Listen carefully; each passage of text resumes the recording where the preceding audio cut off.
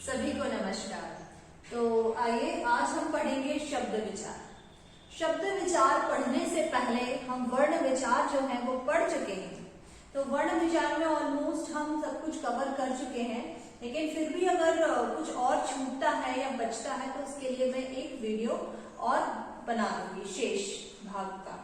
तो आइए आज से हम शुरू करते हैं शब्द विचार। तो वर्णों का ऐसा समूह है ये शब्द जिसका एक निश्चित अर्थ प्रकट हो। तो इसकी परिभाषा हम कैसे लिख सकते हैं शब्द की कि निश्चित अर्थ को प्रकट करने वाले वर्ण के समूह यानी वर्ण समूह को हम शब्द कह सकते हैं। तो आप सभी शब्द समझ गए हैं। जब वर्णों को मिला दिया जाए यानी वर्णों के एक समूह को हम कहते हैं, लेकिन कब? जब उसका कोई निश्चित अर्थ प्रकट हो। ये बहुत इंपॉर्टेंट चीज है, निश्चित अर्थ प्रकट हो यानी जो हम अर्थ बताना चाहते हैं वो अगर प्रकट हो रहा है तभी उस वर्ण के समूह को हम शब्द कह सकते हैं। जैसे हम अगर लिखे घर, तो घर हो सकता है हमारा शब्द, लेकिन हम घर का उल्टा कर दे रंग, तो क्या ये शब्द होगा? नहीं, ये निरर्थक शब्द हो जाएगा यानी सार्थक शब्द नहीं होगा। तो यही हम आगे पढ़ेंगे, सार्थक शब्द, निरर्थक शब्द। लेकिन उससे पहले हम शब्दों का वर्गीकरण देखेंगे यानी एक टाइप से क्लासिफिकेशन देखेंगे हम कि शब्दों को हम किस किस तरह से किन किन आधार पर बांट सकते हैं या इनके भेद कर सकते हैं। तो इनका जो है मेन वर्गीकरण जो है शब्दों का वो 4 आधारों पर किया जाता है। सबसे पहले होता है अर्थ के आधार पर, यानी अर्थ उस शब्द का निकल भी रहा है कि नहीं। अगर तो अर्थ के आधार पर 2 होते हैं, सार्थक शब्द और निरर्थक शब्द। ये हम अभी पढ़ेंगे। एक बार हम क्लासिफिकेशन देख लेते हैं, वर्गीकरण देख लेते हैं। और दूसरा होता है विकार या प्रयोग के आधार पर। अभी मैं आपको बताऊंगी विकार क्या होता है और कैसे उत्पन्न होता है। अभी मैं आपको फिर भी बता देती हूँ, विकार का मतलब होता है परिवर्तन। तो इसके आधार पर भी 2 शब्द होते हैं, विकारी शब्द और अविकारी शब्द। फिर उत्पत्ति के आधार पर, उत्पत्ति यानी कहाँ से ओरिजिनेट हुआ है, कहाँ से ये आए हैं ये शब्द, किस भाषा से लिए गए हैं। तो इसके आधार पर भी 4 शब्द हमें मिलते हैं, तत्सम शब्द, तद्भव शब्द, देशज और विदेशी शब्द। इनके बारे में हम पूरा डिटेल पढ़ेंगे 1 बाय 1। लेकिन अभी हम एक एट अ ग्लांस देख लेते हैं कि कौन कौन से वर्गीकरण हम आगे पढ़ने वाले हैं। तो आगे आपको ऐसे वीडियोस मिलते रहेंगे और आप हमारी प्लेलिस्ट में जाकर भी देख सकते हैं। तो बनावट के आधार पर, बनावट के आधार पर मतलब शब्द की बनावट क्या है। तो ये बनावट भी मैं आपको समझाऊंगी कि रूढ़ शब्द कैसे होते हैं, यौगिक शब्द, योगरूढ़ शब्द, ये कैसे हम पहचान सकते हैं और ये कैसे बनावट के आधार पर इनको वर्गीकृत किया गया है। तो आइए सबसे पहले हम यहाँ से शुरू करेंगे अर्थ के आधार पर, यानी सार्थक शब्द और निरर्थक शब्द क्या होते हैं, यहाँ से हम शुरू करेंगे। तो सार्थक शब्द का मतलब ये है कि इनका कोई अर्थ निकल रहा है, स अर्थ है ना। तो जिन शब्दों का कोई निश्चित अर्थ निकलता है उन्हें हम सार्थक शब्द कह सकते हैं। जैसे कमल, सूरज या जो भी शब्द आप पढ़ते हैं वो हमारे सार्थक शब्द होते हैं।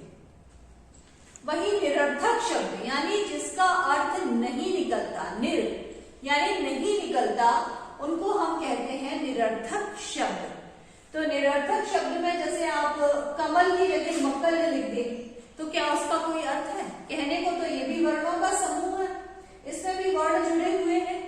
वर्ण आप सबको पता है ना, अ आ इ उ ये सारे वर्ण होते हैं हमारे, जैसे इंग्लिश में अल्फाबेट्स होते हैं। तो इन वर्णों का ही एक समूह है। देखिए माँ भी वर्ण है, का भी और ल भी, लेकिन मक्कल का कोई शब्द होता है? नहीं, कोई अर्थ नहीं होता है इस शब्द का, इसलिए ये निरर्थक शब्द है। ऐसे ही फसल की जगह फलस लिख दी तो क्या इसका कुछ अर्थ निकलेगा? नहीं निकलेगा। तो आप समझ रहे होंगे कि सार्थक शब्द और निरर्थक शब्द क्या होते हैं और दोनों में क्या अंतर होता है। अब इसके आगे हम ये सारे शब्द पढ़ेंगे।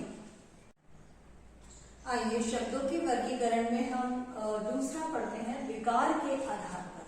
विकार का मतलब जैसे कि पहले भी मैंने बताया था, परिवर्तन या चेंज। तो किस बेसिस पे होता है ये देखिए, विकारी शब्द ये वे शब्द हैं जिनमें लिंग, वचन, कारक आदि के कारण विकार या परिवर्तन हो जाता है।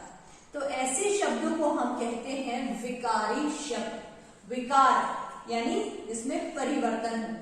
किन किन के आधार पर परिवर्तन, किन के कारण परिवर्तन होता है, लिंग, वचन, कारक आदि के कारण इनमें परिवर्तन हो जाता है। तो ये चार होते हैं। आगे हम बहुत ये सभी डिटेल में पढ़ेंगे। संज्ञा क्या होता है, सर्वनाम क्या होता है, ये सारी चीजें हम पढ़ने वाले हैं। अभी आप सिर्फ इतना याद रखेंगे कि संज्ञा, सर्वनाम, विशेषण और क्रिया ये विकारी शब्द हैं, यानी इनमें परिवर्तन होता है।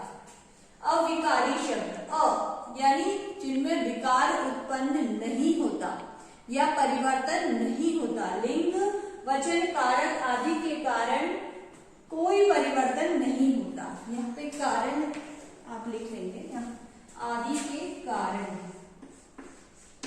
कोई परिवर्तन नहीं होता, वे अविकारी शब्द कहलाते हैं। तो इनमें कौन कौन से शब्द हमारे आते हैं, आगे आप अव्यय वगैरह भी पढ़ेंगे इसमें। तो क्रिया विशेषण, संबंध बोधक, समुच्चय बोधक, विस्मयादि बोधक।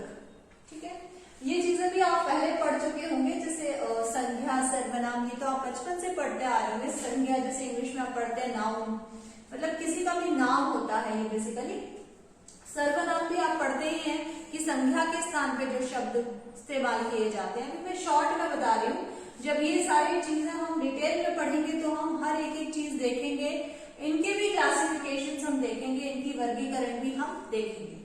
तो सर्वनाम भी आपको पता है, प्रोनाउन, विशेषण एडजेक्टिव होता है हमारा, और क्रिया वर्ब बोलते हैं, या छोटे बच्चे एक्शन वर्ड्स भी बोलते हैं उनको। तो विशेषण यानी जो विशेषता बताए संज्ञा या सर्वनाम की। क्रिया विशेषण, क्रिया विशेषण यहाँ पर है, ये क्रिया है। क्रिया मतलब कोई भी काम करना, ठीक है। और क्रिया विशेषण यानी जो क्रिया की विशेषता बताए, जो शब्द उनको क्रिया विशेषण कहते हैं। संबंध बोधक भी हम पढ़ चुके हैं। संबंध बोधक में जैसे स्थान और दिशा के लिए जैसे जो शब्द हम बताते हैं, जैसे पीछे, ऊपर, नीचे, आगे, और या फिर सामने, या उसके पास, निकट, ऐसे जो शब्द होते हैं इस्तेमाल, वो संबंध बोधक होते हैं, संबंध बताने के लिए होते हैं। समुच्चय बोधक, समुच्चय बोधक में भी ऐसे शब्द आते हैं जैसे या, अथवा, और, परंतु, क्योंकि, बल्कि, ये शब्द जो भी आप पढ़ते हैं समुच्चय बोधक में आते हैं। आगे हम अच्छे से पढ़ेंगे इनको, जब हम आगे शब्दों में एक एक चीज हम पढ़ेंगे। विस्मयादि बोधक भी आप पढ़ चुके हैं। जैसे विस्मय जब होता है उत्पन्न, तो जब आप शब्दों का इस्तेमाल करते हैं उस समय, तो जैसे कि अरे, हाय, क्या हो गया, तो ये सारे जो शब्द हैं उनको विस्मयादि बोधक बोलते हैं। तो अब आप क्या याद रखेंगे, विकारी शब्द में ये चार आते हैं, संज्ञा, सर्वनाम, विशेषण और क्रिया। और अविकारी शब्द में हमारे आते हैं क्रिया विशेषण, संबंध बोधक और समुच्चय बोधक, और लास्ट में विस्मयादि बोधक। आगे हम और वर्गीकरण अगले वीडियो में पढ़ेंगे। ठीक है बच्चों, ऐसे ही आप सारे वीडियोस देखते रहें और लाइक, शेयर और सब्सक्राइब करना ना भूलें।